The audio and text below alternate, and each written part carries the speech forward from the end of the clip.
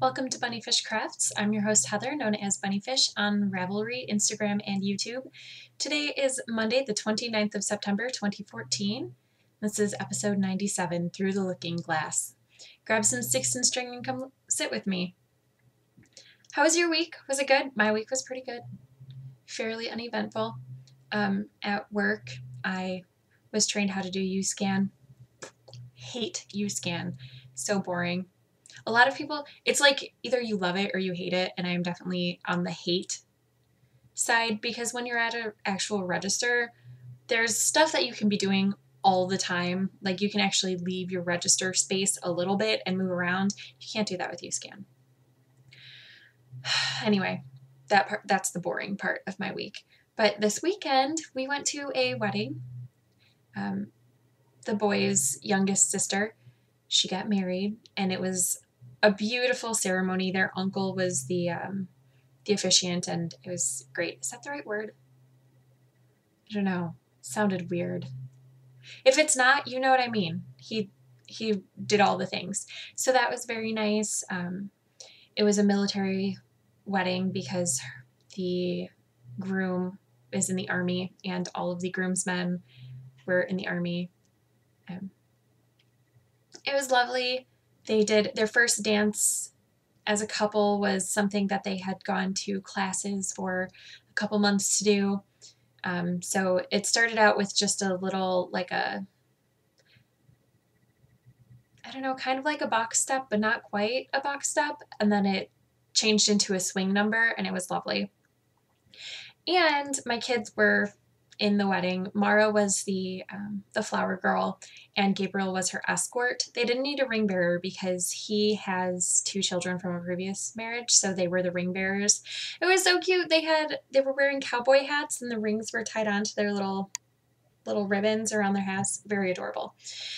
Anyway, about a minute before we were all supposed to line up, there was a mirror that was on an angle to the wall. So this is the wall. It's not a very good wall. I can't make it straight, sorry. And the mirror was leaning like this, and Mara had been singing into it and like posing in front of it the whole time, and it made me nervous because there was this mirror just kind of propped against the wall. We were in the room where they had taken the before wedding pictures, and like a minute before they called time for lineup, Mara did a twirl, lost her balance, and went through the mirror.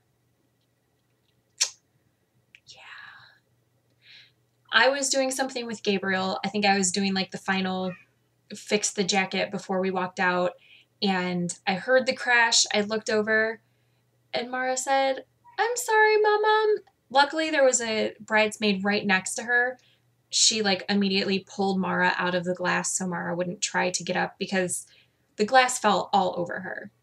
I mean, yeah, she was covered in glass. And so the bridesmaid was trying to like get the glass out of her hair without putting it in her face. And I walked over and picked her up and held her upside down so all the glass would fall off. And the bridesmaid like looked at me. She was like, "Really?" I was like, "You got a better idea?" So she fluffed Mara's hair out to get the glass. And I was looking her over, and I really thought that she had made it through unscathed. And like I was holding her still, I had my hand around her arm, and I was checking her over, and I thought that she was fine. And then I moved my hand, and I was like, "Oh no, my hand is covered in blood." It wasn't a big deal. It was a very small cut. It was about an inch long, and it wasn't very deep at all. It was just like a tiny scrape. So Mara, like through the whole thing, she was a trooper. She was like, "I'm really sorry that I broke the mirror. It was an accident." And I was like, "I know, but you need to be more careful and pay better attention." And she'll be 4 this week. Oh my gosh, she'll be 4 this week. I think her birthday's on Saturday. I don't know my own child's birthday-ness. No, her birthday's on Sunday. So next time I see you, I'll have a 4-year-old and a 6-year-old. Anyway, so she didn't mean it. It was an accident. And I was like, "It's fine." She was fine through the whole thing until I put peroxide on her cut. And then she was like, "Ah!" And then we put the Band-Aid on, and I wiped the blood off of her arm. There was no getting it off of her dress. I mean, that was a lost cause. But it wasn't a lot of blood, and she walked down the aisle anyway, and nobody noticed the blood because it was like right under, you can't even see, like right under her arm, because the cut was right here on her arm. So yeah, she still walked in the wedding and she was fine. She didn't go up and stand at the front. She just came off to the side and went to sit with me instead when she got to the front of where the seats were. That was a little scary for about 20 seconds when I was like, oh my gosh, my daughter just went through a glass mirror. And I was terrified that we had to go to the ER, but she was fine. Okay, so let's talk about something you're really interested in. The finisher frogget. You guys are amazing. So good. Okay, I have to be honest, I haven't been on Ravelry since I got back from the wedding, which was sometime yesterday. So I don't know how many pages we're at now, but I know that we were on the 3rd page last week, which means basically you've unlocked a second prize. So this is what we knew was up in the running. This is Daisy Knits, the Hardy 2.0 base, which is 80% superwash merino, 20% nylon in the Wicked Cool colorway. So that is one prize. And then there's this prize, which is so cute in autumnal, and I love this bag so much. So much. I would keep this bag, except it's specifically for a prize. I saw it and I was like, oh, yes. Okay, so this is from Kitchen Counter Crafter, who is Java Jenny, and it is one of her single shot bags, I believe. It's got a snap at the top, and it's got the stiff, like, snap bracelet almost things that keeps it closed. So when you put it upside down, things don't fall out. There are things in here and they're not falling out. And inside the bag, you will also receive this cute handmade greeting card. How cute is that?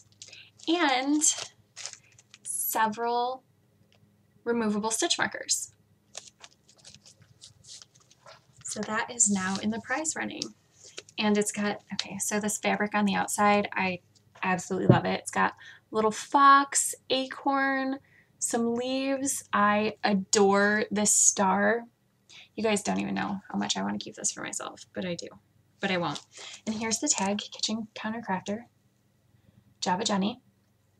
And the inside fabric is the same as the top fabric. So that is also available for somebody to win in the knit along. The rules are all in the thread. I always feel like I muddle them on the podcast. So if you're interested, go read the thread. Here's a general overview. It's anything that is either finished or frogged between September 1st and October 31st. And the tag is BPHFOF14. If you have specific questions, post them in the chatter thread, please. And I will try to be good about getting back to you. I've been really bad about it the past month or whatever. It's been really hectic around here. I don't think we've had such a hectic month in a while. Not all bad hectic, just a lot going on. Like, we went to the zoo a couple times. We had a wedding. We started out the month with bad hectic with a hospital visit, but it's just been a lot this month. Going into October, I'm going to try to be much better about all of the Ravelry things. And I'm really sorry to everybody who I haven't gotten back to. I know there was at least one week where I just did not respond to anything. I read through it, but I didn't respond. I feel horrible about it. I'm very sorry. I just haven't had time. I have an announcement.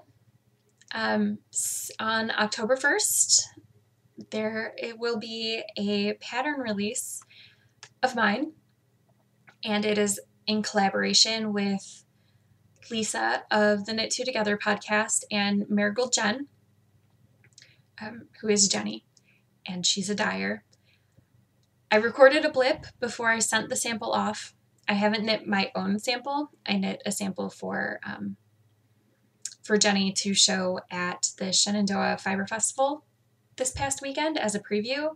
So she has hers. So I took this video that I'm about to insert before I sent that off, and I'm pretty sure that I forgot to show the yarn in the skeins. So these are the yarns that I used. They're the same colorway, which is bronze patina. This skein is sock weight yarn, 75% merino, 20% nylon.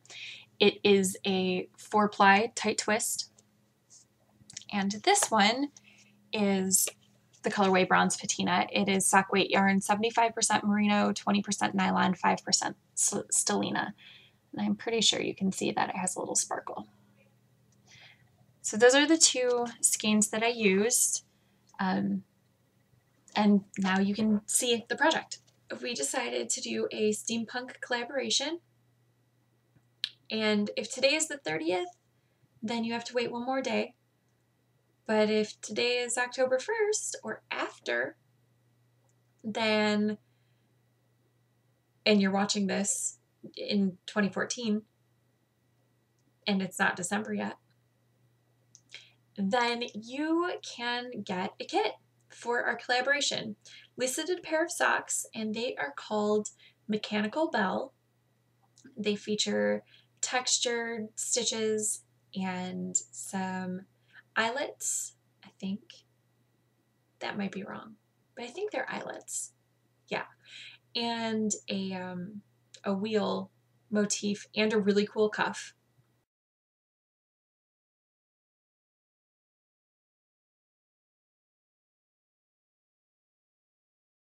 So she did socks, and I designed a shawl. And the shawl is called a cog in the machine or something like that. I didn't write it down, and I should have, but if that's not right, it'll show up right here on your screen. And this is what it looks like. It's got a little, it's kind of half circle shaped, kind of. It's got a little cutout though, because the thing that I don't like about circular shawls is that they don't sit nicely on your neck, and this does because it's got that cutout. It's a shawlette, but I did not block mine aggressively. I actually just put it in water and then wrung it out. Well, you know, like squished it out in a towel, and then put a towel over my dress form over here, and then just laid the shawl on top of my dress form and let gravity do what it would. So you could actually make this bigger because it's got a lot of stretch to it. You could make it much, much deeper with the same amount of yarn. I just chose not to because I am not a shawl person. I'm definitely an et person. So this is what it looks like. It's got garter stitch, and then garter and stockinette, and then a texture section with cables, and then lace edging.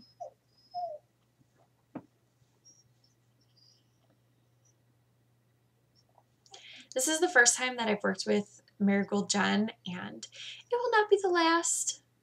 This yarn is super soft and squishy, lovely to work with.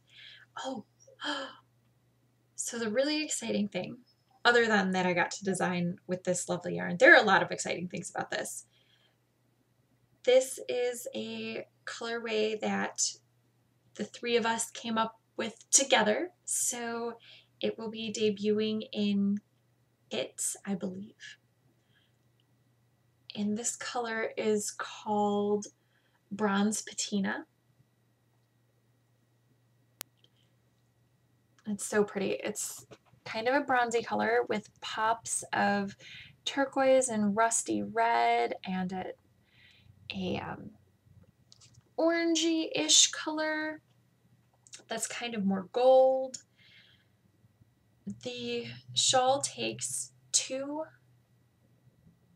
skeins of yarn. Well, it takes 1.5. It takes 1 skein of the main color, which is this. I used Marigold Gen sock weight yarn, 75% merino, 25% nylon. It's 463 yards rather for 100 grams. And this is Marigold Gen's information. You should probably see that since I'm going to be talking about it. That is my main color, and that uses a full skein. And then the edging is the same colorway, but it's got stellina in it. You see the sparkles? But you could work it up with contrasting yarn or 2 of the same skeins of yarn, whatever you wanted. The stellina yarn is sock weight, 75% merino, 20% nylon, 5 grams of stellina, 438 grams or 438 yards for 100 grams, and I used half a skein of that. So I really, really like this shawl, and I hope that everybody else likes it too. The shawl pattern will be exclusive to kits sold in Marigold Gen's shop. So you'll get the yarn and the pattern for the price. They will be exclusive for 2 months, so October and November.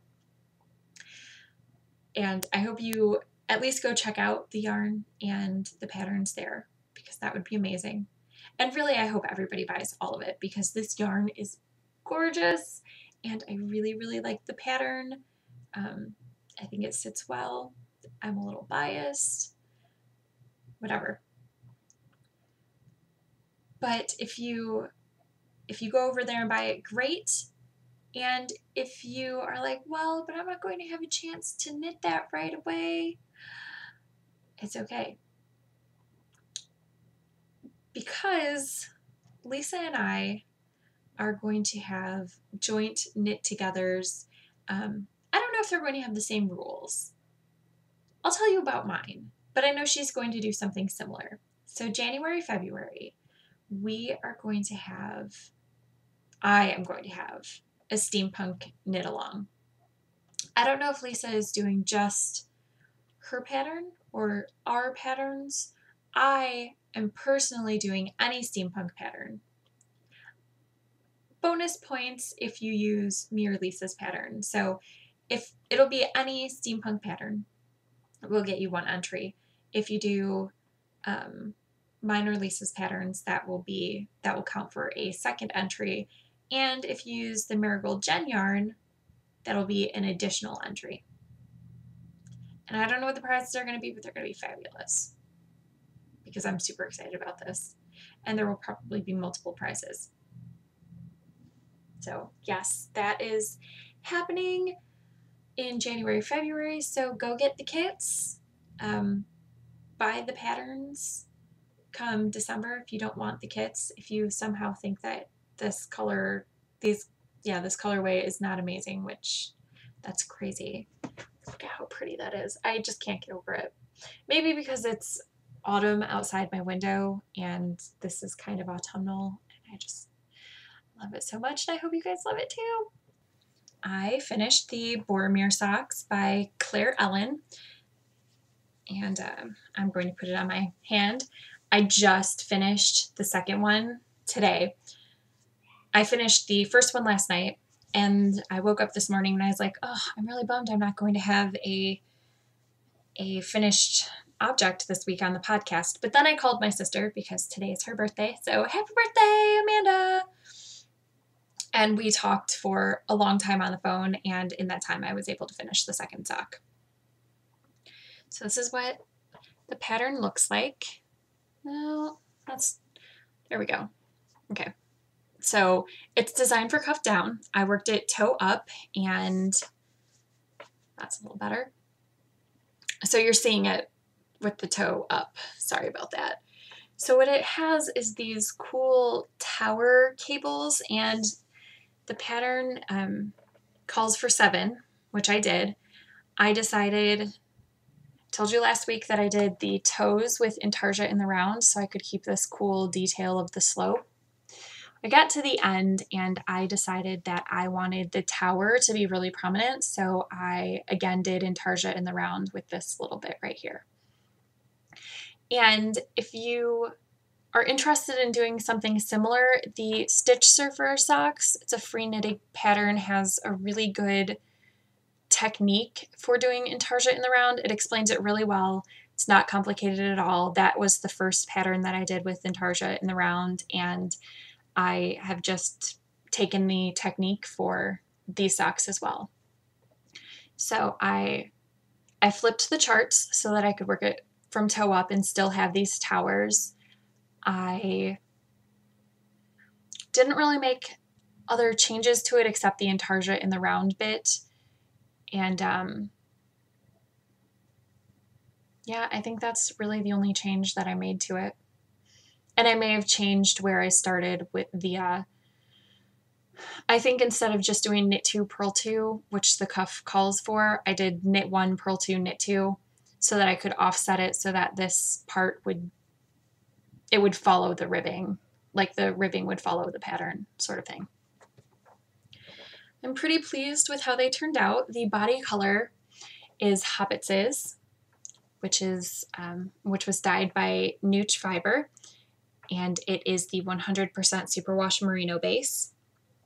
The heels and toes are in Knit Picks Essentials, which is discontinued, in the colorway Grass, but I'm sure that they have a Stroll colorway that's similar. And these were knit on US size 1, 2.25 millimeter needles.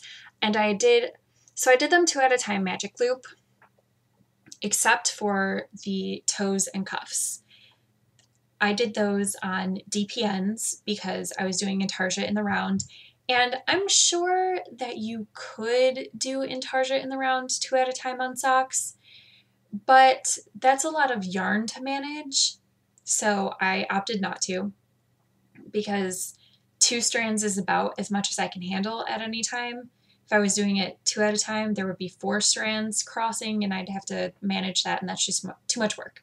So I did it on DPNs. I recommend intarsia in the round on DPNs or on a 9-inch circular. You can do it magic loop, but that's the way that I prefer it. I just feel like there's so much management going on with the yarn that why would you want to manage cables also? But again, personal preference. Yay, finished object. I'm so excited. That's one more Christmas present out of the way. I'm working on 2 things that you've already seen, so let's start with those. I'm pretty sure that I had this finished last week. So this was the first sock of Waklala Falls by Michelle Dotson.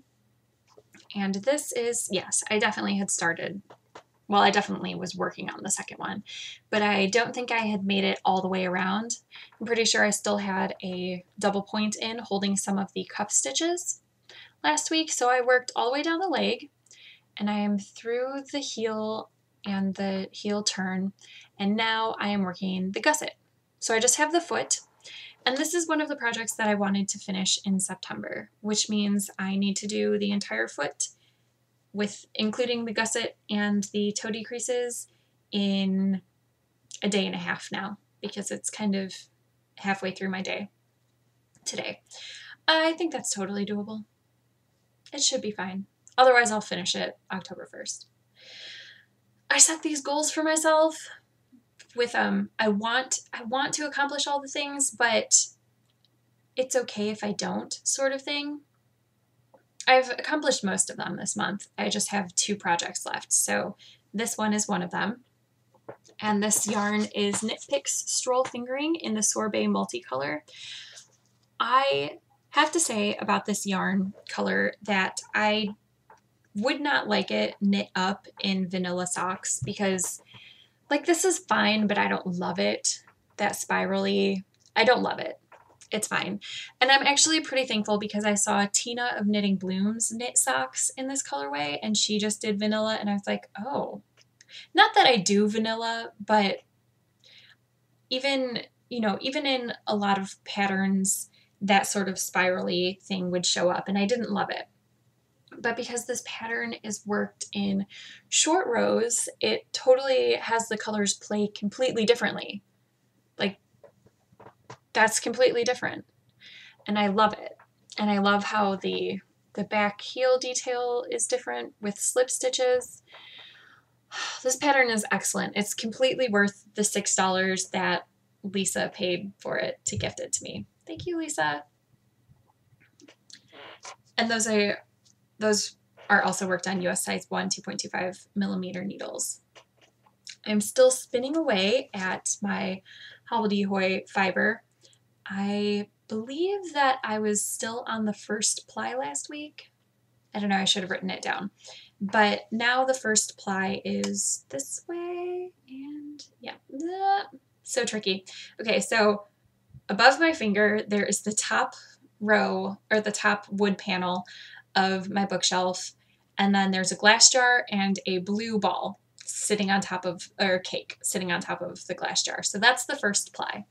I'm working on the second ply. I'm almost halfway through. I'm actually probably halfway through because I've spun 3 of these little balls that I split off for the fractals, but I didn't split completely evenly for the 6 fractal balls, and I spun the first 3 that I spun were not significantly, but not insignificantly either, bigger than the other 3. So I have this much to go of the third, and then I have the others to go. Probably not finishing this by tomorrow, but I'm gonna try. I'm gonna try a lot to work on it.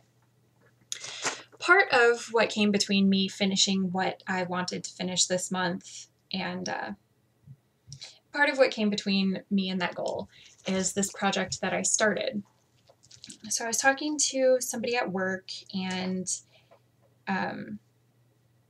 he was like, so do you take commissions for your network? And I was like, yeah, I do. And he was like, well, could you make me like a, I don't know, it's kind of like a scarfy thing, but it's not really a scarf. And I was like, a cowl? And he was like, yeah, maybe. I was like, it's like a scarf, but it's connected all the way around so it doesn't fall off. He was like, yeah, that. I love talking to non-knitters about knitting or crocheting or spinning or whatever. I love talking to non-crafty people about it because they're like, I don't know what you're talking about. Anyway,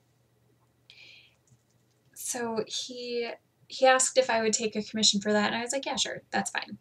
He's not really picky about the yarn that I use because he doesn't know anything about yarn, so I can just go stash diving, which I'm doing.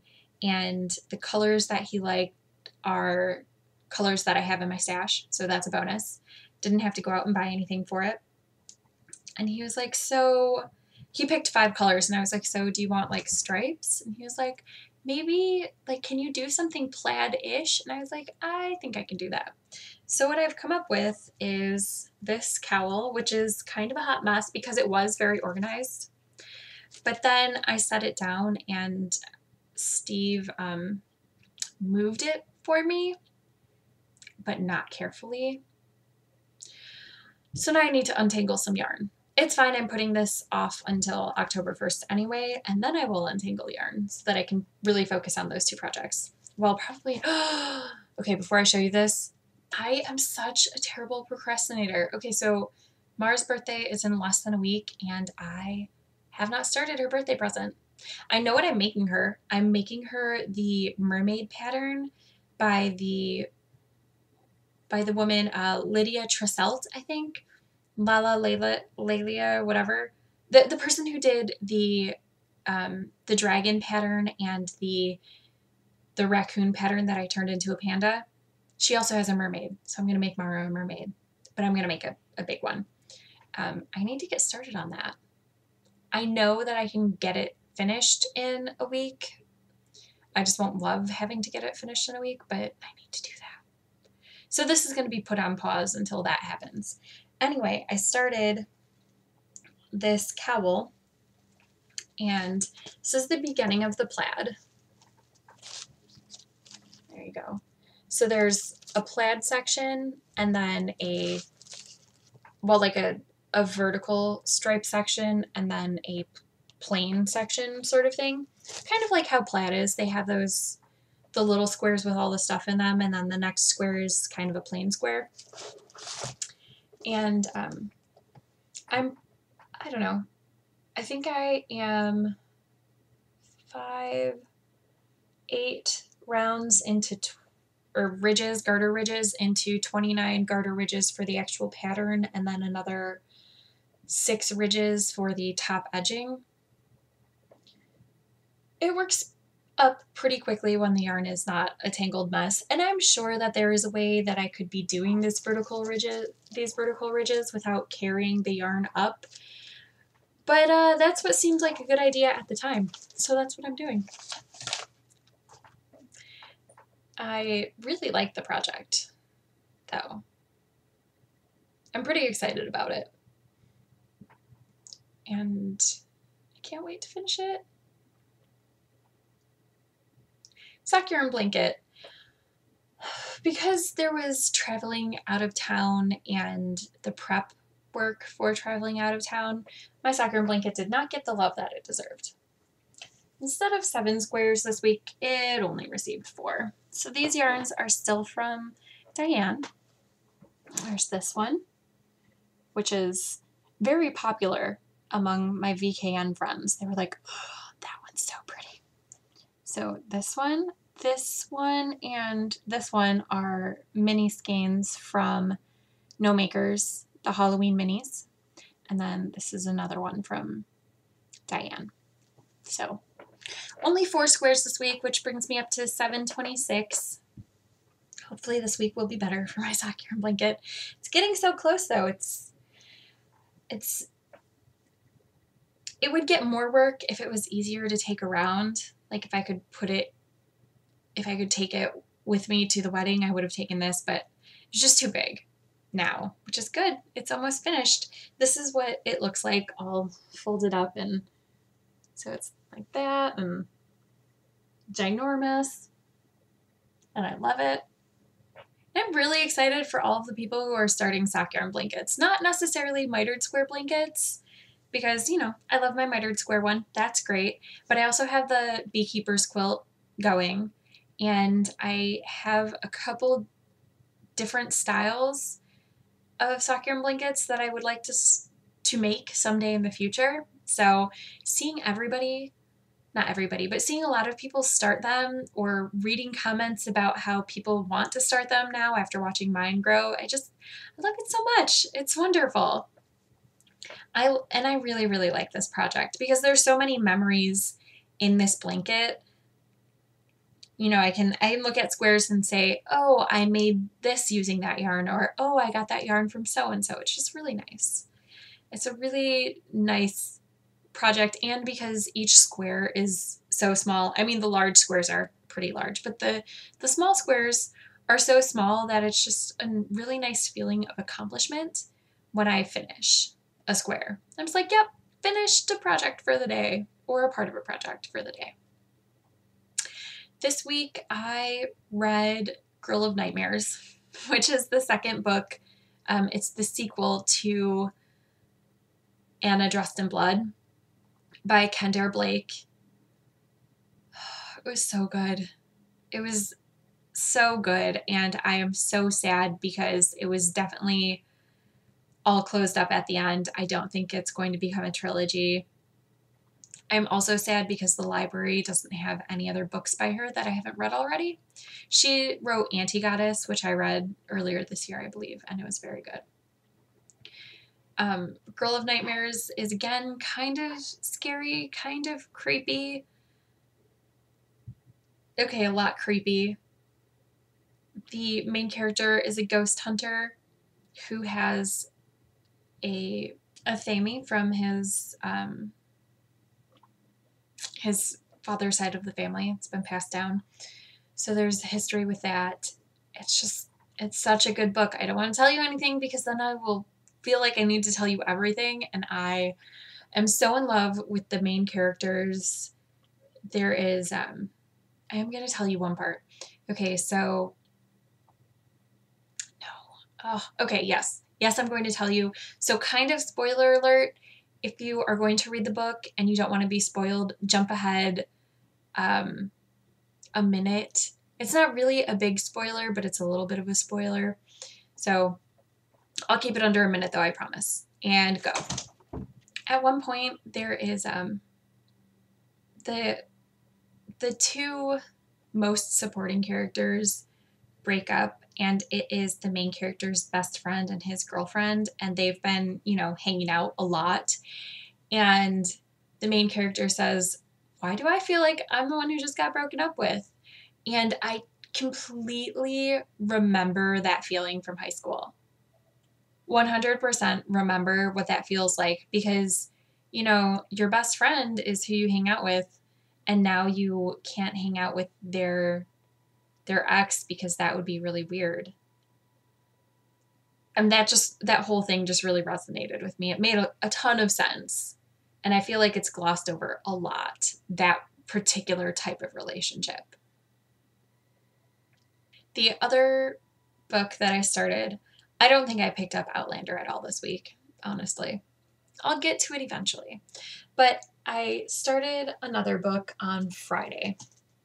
I was trying to debate whether I was going to start a new book or read Outlander, and the deciding factor was that another book came in to the library on hold for me. I haven't picked it up yet.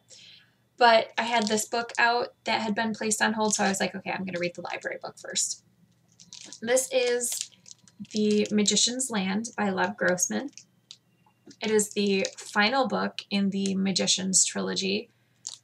And in this book, the main character of the trilogy is now 30. And he's not completely different. I mean, people don't completely change in life usually. So he's still Quentin, but he's grown up a bit, and I am probably a third of the way through the book, and I feel like I'm just starting to get into the story. Not in a bad way, but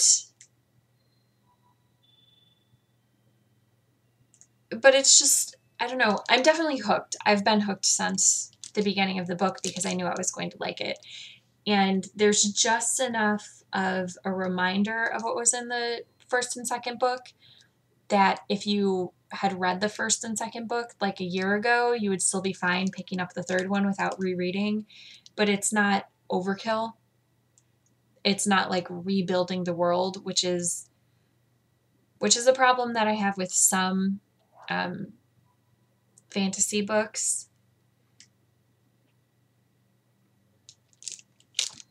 I really, really like this book. I really recommend the entire trilogy. I haven't gotten to the end yet. Next week or the week after, whenever I finish it, probably next week, but whenever I finish it, I will let you know if I still really enjoy the trilogy or if the ending just ruins it for me, because sometimes that happens, and I hate when that happens, but sometimes it happens. Right now, though, I recommend the entire trilogy. I definitely recommend the first 2 books and the first third of the third book. This week, I wanted to show off a finished object that I finished a long time ago. I know that I've talked about quilting before, but I don't think that I've ever gotten a really good photo of a quilt that I made for my mom. I know that I showed one that I made for my best friend. This one is a similar style. It has embroidered or decorated squares with, it's not a fancy dancy shape quilt. It's just patches in the center with nicknames of myself, my siblings, and my sister's kids, and Gabriel. So it has, I think it has all of our names and birthdays. 3 nicknames that we call my mom. I think each of my siblings and myself have 2 nicknames on there, and the kids have each of their nicknames also, and all of our names and birth dates. I made it for my mom when I was pregnant with Mara. So she actually received it after I had Mara, but I started it while I was pregnant with Mara. So I only have one patch for Mara on there because she didn't have a nickname yet when I was making it. So yeah, that's everything. And here is a little picture thing of the quilt. I hope you enjoy it, and I hope you made something fantastic with your sticks and string. I will see you next week. Bye.